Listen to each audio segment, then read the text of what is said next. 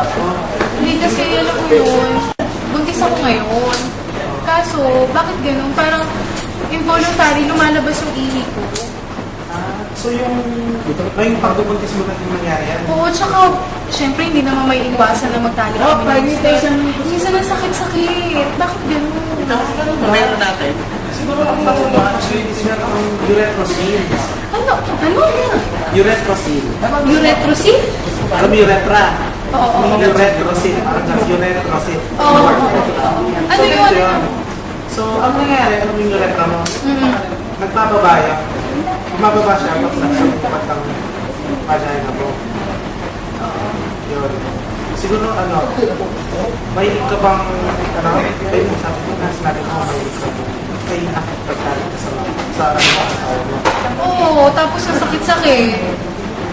Ganun ba? Ano pa ba? Minsan nahihirapan ka rin magpapos ng ihi mo. Oo.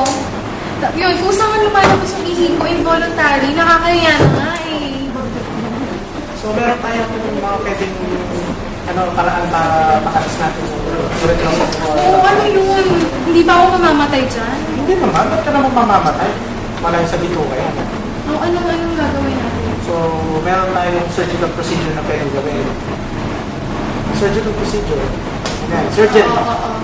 So, pwede tayong anterior vaginal colporaphy. Anong gagawin doon? So, parang i-repair lang natin yung anterior part ng vagina mo. Ganito yun.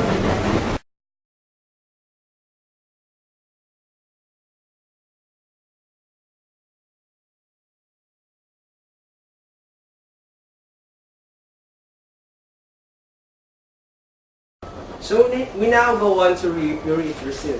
This is the prolapse of the female urethra in the vagina, weakening of tissues that hold the urethra in place, causing it to move and to put pressure on the vagina, leading it to descend to the anterior distal wall of the vagina. So what are the signs and symptoms of urethrosil? So here comes the stress incontinence, increased urinary frequency, involuntary release of urine, and difficulty in emptying the bladder. There is also pain present during sexual intercourse.